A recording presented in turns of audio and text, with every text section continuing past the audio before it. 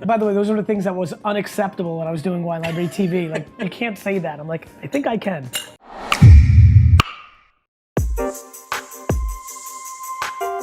So I'm here today.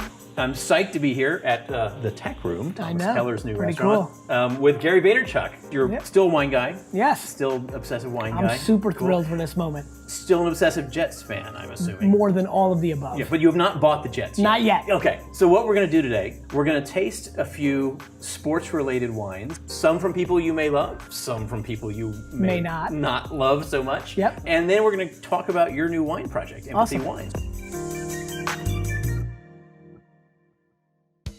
This is wine number one. Okay. And basically, I'm kind of just curious to get your take on it. Do you like it? Do you not like it? It's Big classic. nose. Big nose.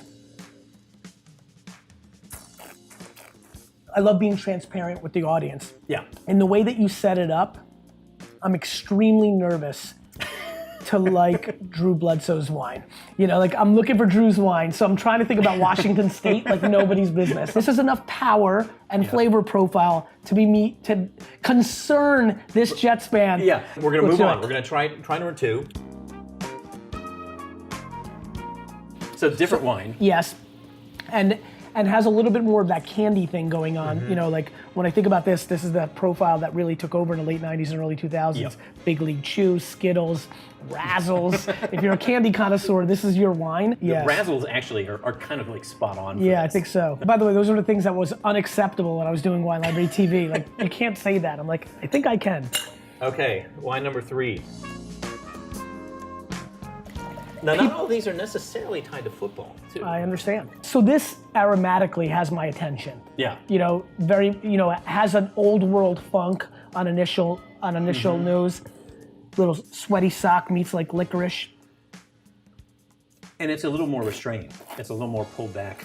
So this is my favorite wine. Like if I have to pick a wine, Straight up, this is your my favorite wine. Okay. Now, because I know a lot of people watching, that has a lot to do with where my palate is right now. Right. In a lot of ways, I can argue over the last 20 years, all three of these could have been my favorite, knowing my palate well. This is just naturally the infrastructure of my actual palate. I'm somebody who loves sauerkraut and pickles and olives, but also can jump from eating a pickle to having a scoop of ice cream, going back to sauerkraut, back to, so this sweet and savory kind of thing that's going on here right into crushes for me. Yeah. And what, real quick, before I unveil, I don't know if you're allowed to do this as host, which one of the three are your person, like just as a human? I'm between these two. Yeah, me I think too. this is a extremely nicely well done made. wine. I agree. It's got a little too much oak for me. This has that lift of acidity. This is too candy. Yeah, this is super candy. And by the way, this is where it gets fun. Like, this is why I love to work in the floor. If somebody came in, I would ask them 2 or 3 questions. And most likely, I'd probably recommend one of these 2 wines. Yeah. Because if I could tell this was gonna get them. But to answer your question, this. Okay, I'm gonna tell you. Let's go actually in Wine order number because one. I think it's like, yeah. Yeah, so I think you'll be pleased to know that wine number one was Drew Bledsoe's wine. Give me some credit. Can I get some credit in the room? I knew so it. you did not pick Drew Bledsoe's wine. You were free to continue to go to Jets games. I really thought it was. Wine number two, however, is... Oh, this is gonna be hurt their feelings. This is the Jets wine. Listen, this couldn't have been better. That's what the wine is. It's made by Joe Wagner, who made Mayomi and so on. Who's awesome. You know, who's in, but is in that zone of richer style wine. Yes. Wine number three, so you didn't go for football at all. Good. Dwayne Wade's new wine. Oh, I am massively impressed. And is that with Paul Meyer? That's with Paul Meyer, yeah. And with a young winemaker. I'm still sharp in the wine game. Wow, I'm really impressed with the Wade cab. Super good. And he's a really cool guy. Super good. He's a great guy. We're free of the sports stuff. Yes. Let's talk about empathy.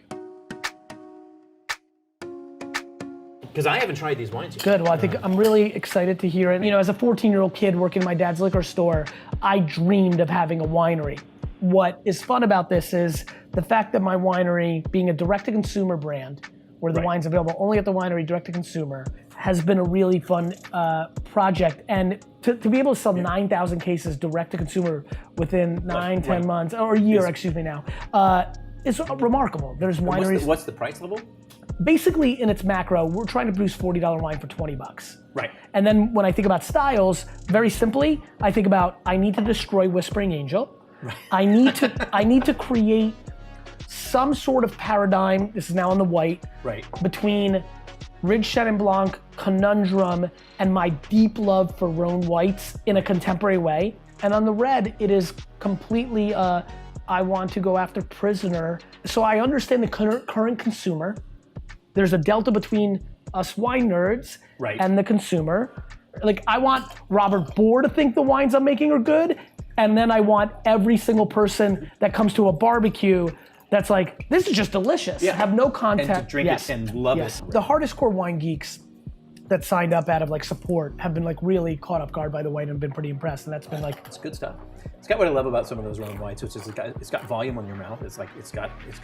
well, that's the point. There's this cliche divide between California sunshine and like rocky Chablis. Right. The rosé is done extremely well because there's a delicious factor and it's on trend. The rosé train just doesn't. The stop. red, Yeah. we're like uncomfortably confident about. Right. It's the white that I had the most fun with because I got to play. Yeah. How do you get a Sancerre drinker to love it? How do you get a Chablis drinker to love it? How do you get guys like us that love And how do you create a wine that can please both of those people Correct. who are in very different profiles? You know? Correct. You know, much like why I think we both like number 3 and why I think you're leaning into this white, to me, acidity balanced with fruit is the most binary game of wine. Yeah. If you can drill that, Then you're. then you're in the game. So I've got a question. Since you are a marketer, you've become a marketer. You Yes. know marketing, and I'm not. Yes. But when you first ran across Roystering Angel, did you think, oh, people are going to go for this like crazy, or did you think, I don't like to guess.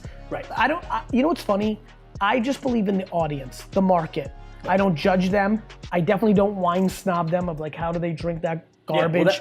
They like it. They like it. They drink it. They drink it. So it was more when it started really hitting 3 years later, Yeah. where I was like, ooh, could this be the catalyst for the category? Right. And in some ways it has been. It has Yeah. been. And the category's going nuts. Banana. I mean, rosé is starting to get dangerously close to white. Yeah. So Ray, this was a lot of fun. this is a blast, man. Thank you for having coming me. by. Yeah. I'm relieved you didn't pick Drew's wine. I've tasted an outrageous amount of Washington State wines to the point where even double blind like this was, I could. That's where I went. That's where I went. I was like, oh, it'd be fun to have a Patriots to get me. Yeah. Like, but you know, on a separate path, it's a really well-made wine. But the Dwayne Wade wine is pretty cool. No, Dawayne Wade wine is uncomfortably good. Yeah. Kudos to the Paul Meyer crew. Yeah. The tendency of going too over the top with that quality of grape. And this is the classic test too. It's like favorite wine. It's always the empty glass. Always. Thank you for coming by, man. Thank you for such a having me. blast. Cheers. Cheers.